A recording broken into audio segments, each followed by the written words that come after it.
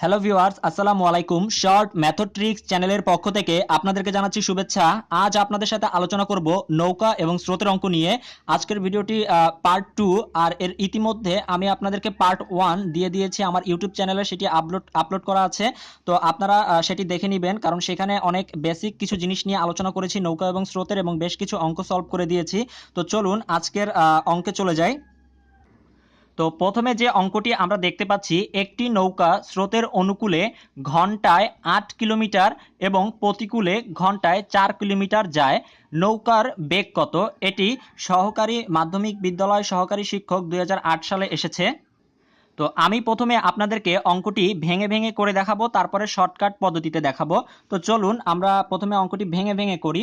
তো যেহেতু আমার প্রশ্নে প্রথমে বলে দিয়েছে যে স্রোতের অনুকূলে ঘন্টায় 8 কিলোমিটার যায়, তো অনুকূলে অর্থাৎ আমি আমার প্রথম ভিডিওটিতে সূত্রগুলো লিখে দেখিয়েছি যে অনুকূলে বলতে আমরা বুঝি নৌকার বেগ যোগ স্রোতের বেগ।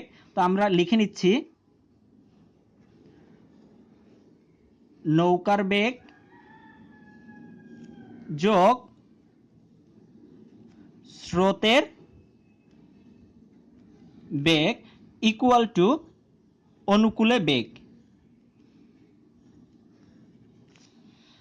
আর স্রোতের প্রতিকূলে যেহেতু বলে দিয়েছে, তাহলে আমরা স্রোতের প্রতিকূলে আমরা লিখতে পারি নৌকার বেগ মাইনাস স্রোতের বেগ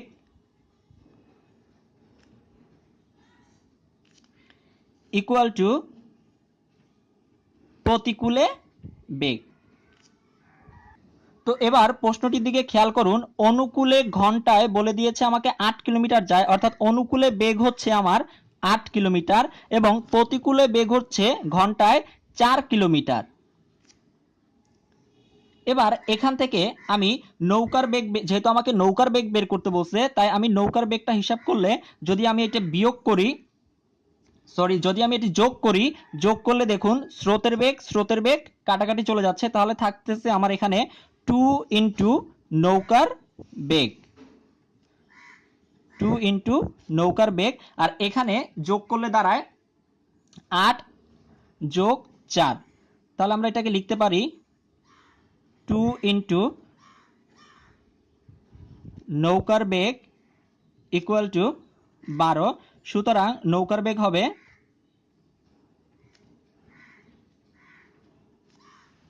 12/2 অর্থাৎ 6। তাহলে আমার নৌকার বেগ হয়ে যাচ্ছে 6 কিলোমিটার, অর্থাৎ আমার অপশনটি কারেক্ট হচ্ছে অপশন গ, 6 কিলোমিটার। তো এই অঙ্কটাই যদি আমরা শর্টকাটে সলভ করতে চাই, অর্থাৎ আরো দ্রুত যদি সমাধান করতে চাই, তাহলে কিভাবে করব? তো আপনারা একটু মনে রাখবেন, যদি প্রশ্নে নৌকার বেগ বের করতে বলে, যদি নৌকার বেগ বের করতে বলে, তাহলে সূত্রটি হচ্ছে উপরে হচ্ছে অনুকূলে বেগ যোগ প্রতিকূলে বেগ ভাগ 2। তো আমরা এই সূত্রটি দিয়েও খুব সহজেই নৌকার বেগ বের করতে পারবো।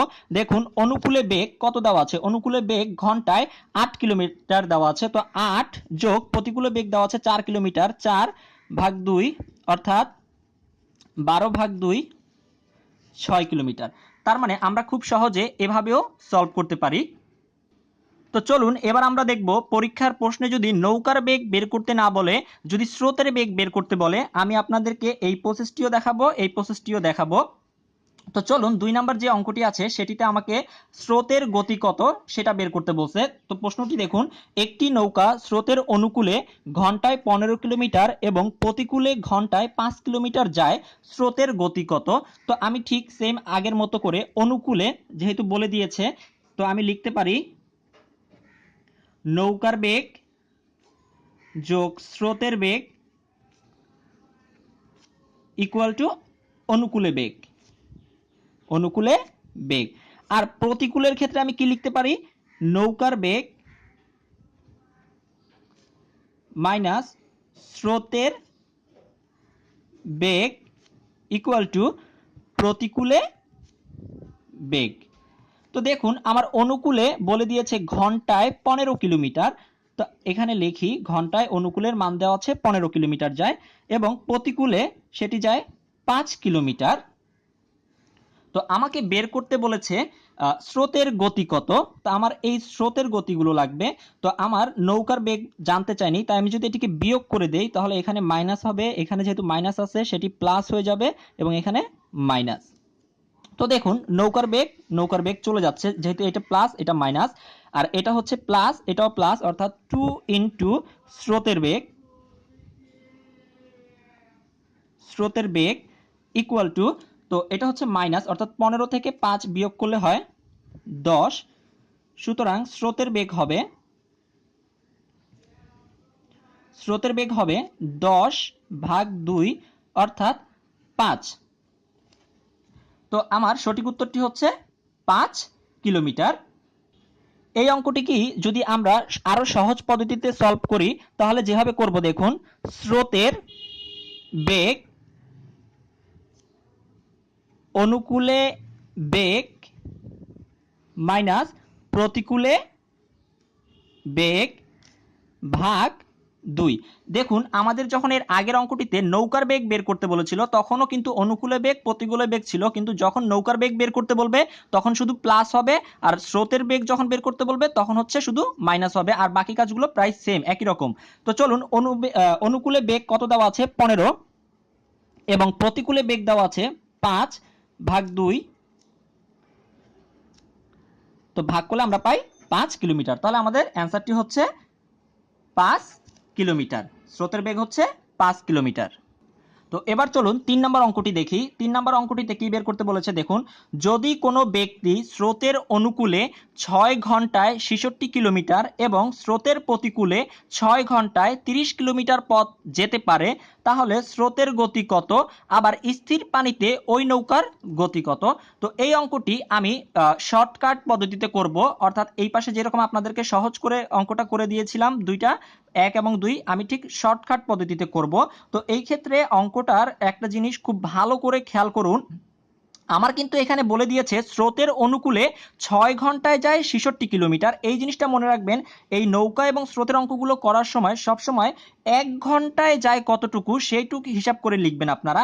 তাহলে আমরা যদি এটাকে 1 ঘন্টায় বানিয়ে লিখি তাহলে 6 দিয়ে এটাকে কাটাকাটি করলে 6 11 66, অর্থাৎ 1 ঘন্টায় যায় 11 কিলোমিটার। আবার ঠিক একই রকম ভাবে এটিকেও যদি আমরা 1 ঘন্টায় হিসাব করে লিখি তাহলে এটি দিয়ে যদি আমরা কাটাকাটি করি 5 30, তার মানে 1 ঘন্টায় প্রতিকূলে যায় 5 কিলোমিটার। তো চলুন এবার আমরা অঙ্কটি শুরু করে দেই। তো আমাকে এখানে দুটি জিনিস বের করতে বলেছে, স্রোতের গতি কত এবং স্থির পানিতে ওই নৌকার গতি কত, অর্থাৎ স্রোতের গতি এবং নৌকার গতি বের করতে বলছে। তো চলুন প্রথমে আমি স্রোতের গতি বের করি, আমি শর্টকাট সূত্রটি দিয়ে করব। তো দেখুন স্রোতের গতি সমান আমরা লিখতে পারি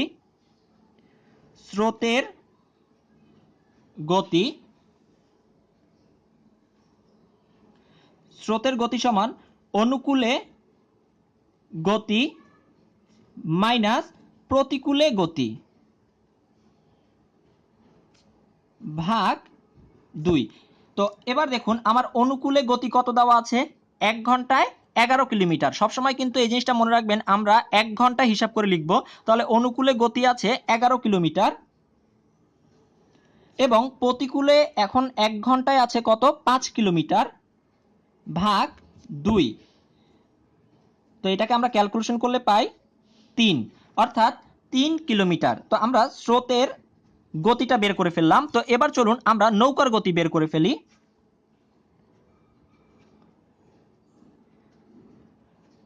নৌকার গতি, তো সূত্রটা হচ্ছে অনুকূলে গতি যোগ প্রতিকূলে গতি ভাগ 2। তো চলুন অনুকূলে গতি কত দেওয়া আছে 11 এবং প্রতিকূলে গতি দেওয়া আছে 5/2, তো ক্যালকুলেশন করলে দাঁড়ায় 8।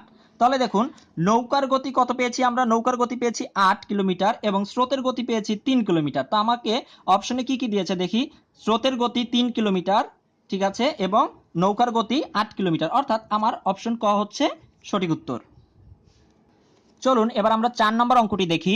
নৌকা ও স্রোতের গতি ঘন্টায় 10 ও 5 কিলোমিটার, নদীপথে 45 কিলোমিটার দীর্ঘ পথ একবার অতিক্রম করে ফিরে আসতে কত সময় লাগে। তো আমাকে সময় বের করতে বলেছে, অর্থাৎ কত সময় লাগে, একবার যাবে গিয়ে আবার ফিরে আসবে। তো চলুন এটাকে আমরা আরেকটু সহজভাবে বোঝার জন্য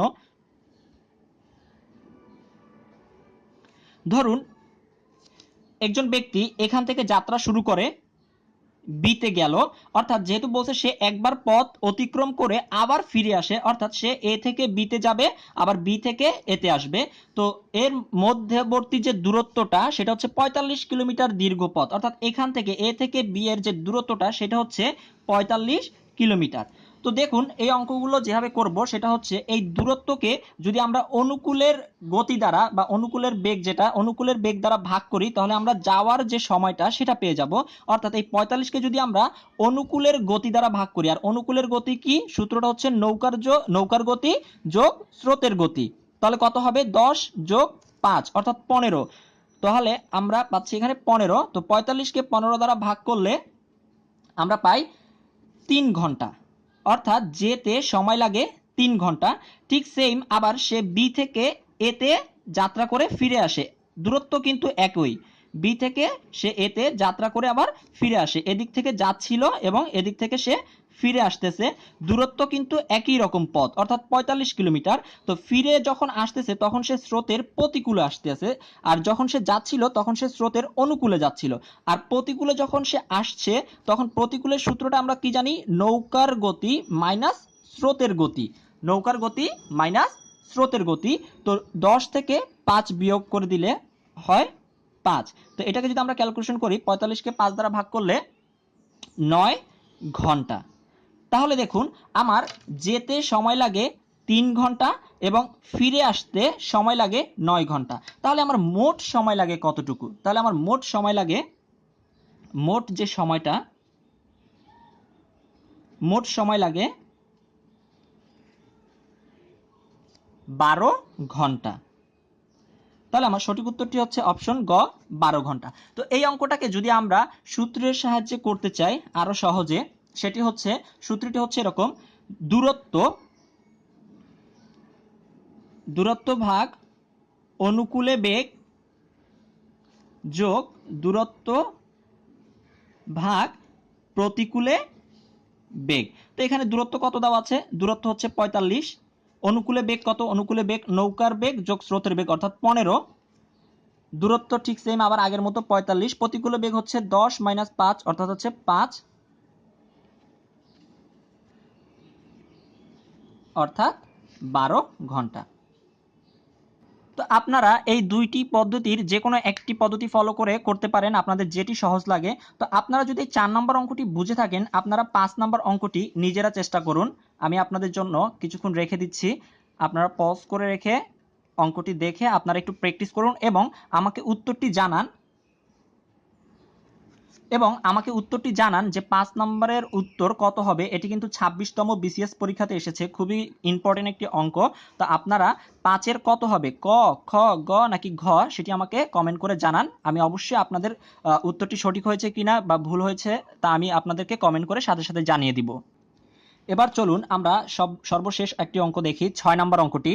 স্থির পানিতে একটি নৌকার গতিবেগ ঘন্টায় 7 কিলোমিটার, ওইরূপ একটি নৌকার স্রোতের অনুকূলে 33 কিলোমিটার পথ যেতে 3 ঘন্টা সময় লাগলে ফিরে আসার সময় নৌকাটির কত ঘন্টা সময় লাগে। তো এই ক্ষেত্রে একটি জিনিস দেখুন, এখানে 33 কিলোমিটার পথ যেতে অর্থাৎ যাওয়ার যে সময়টা সেটি দিয়ে দিয়েছে, কিন্তু আসার যে সময়টা অর্থাৎ যে সময়টাতে চলে আসবে অর্থাৎ প্রতিকূলে যে আসছে নৌকাটি সেটির সময় কত সেটি আমাকে বের করতে হবে। তো চলুন এই অঙ্কটি একটু লম্বা, তো আমরা আগে কি কি জিনিস দেওয়া আছে সেই জিনিসগুলো লিখি। এখানে দেখুন নৌকার বেগ দেওয়া আছে 7 কিলোমিটার, আর কি কি জিনিস দেওয়া আছে একটু খেয়াল করুন। আর বলে দিয়েছে স্রোতের অনুকূলে 33 কিলোমিটার পথ যেতে 3 ঘন্টা সময় লাগে। তো এটিকে যদি আমরা অর্থাৎ 1 ঘন্টায় হিসাব করে নেই তাহলে হচ্ছে 11 কিলোমিটার, অর্থাৎ 1 ঘন্টায় যায় 11 কিলোমিটার। কিন্তু আমার যে পথটা বা দূরত্বটা সেটা কিন্তু 33 কিলোমিটারই আছে, তবে আমরা কাজ করার সুবিধার্থে বা কাজ করার জন্য আমরা সবসময় 1 ঘন্টা হিসাব করে নিব। তাহলে অনুকূলে বেগ দেওয়া আছে, অনুকূলে যে বেগ সেটা দেওয়া আছে 11 কিলোমিটার, এরপরে দেখুন আমি এখান থেকে কি বের করে ফেলতে পারি। নৌকার বেগ দেওয়া আছে, অনুকূলের বেগ দেওয়া আছে, আমি স্রোতের বেগটা বের করে ফেলতে পারি। তো স্রোতের যে বেগটা সেটার যে সূত্র, নৌকার বেগ যোগ স্রোতের বেগ ইকুয়াল টু অনুকূলে বেগ। তো দেখুন এখানে আমাকে নৌকার বেগ দিয়ে দিয়েছে 7, স্রোতের বেগ বের করতে হবে এবং অনুকূলের বেগ দেওয়া আছে 11। তাহলে আমরা স্রোতের যে বেগটা সেটা পাবো,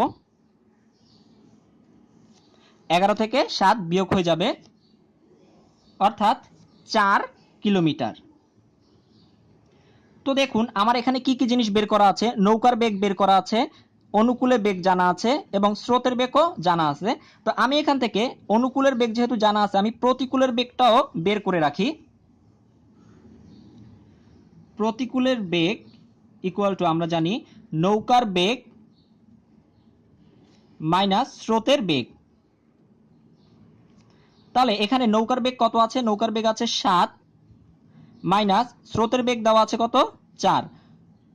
তাহলে আমি প্রতিকূলের বেগও পেয়ে যাচ্ছি, প্রতিকূলের বেগও পেয়ে যাচ্ছি, প্রতিকূলের বেগ হচ্ছে 3। এবার একটু খেয়াল করুন, এর আগে আমরা যে অঙ্কটি করেছিলাম, অর্থাৎ এ থেকে বি, একজন ব্যক্তি এ থেকে বিতে যেতে 33 কিলোমিটার পথ, এই যে এ থেকে বি এর দূরত্ব হচ্ছে 33 কিলোমিটার পথ। তো এই 33 কিলোমিটার পথ বলেই দিয়েছে আমাকে সে কয় ঘন্টায় যায়, 3 ঘন্টায় যায়।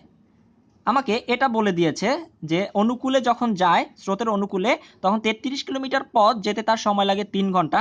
কিন্তু আমাকে বের করতে বলছে যখন বি থেকে এতে ফিরে আসে, অর্থাৎ এই বি থেকে এতে ফিরে আসে, অর্থাৎ স্রোতের প্রতিকূলে যখন সে আসে তখন তার কত সময় লাগে। তাহলে দূরত্ব হচ্ছে আমার ঠিক সেম 33 কিলোমিটার, 33 কিলোমিটারই আছে।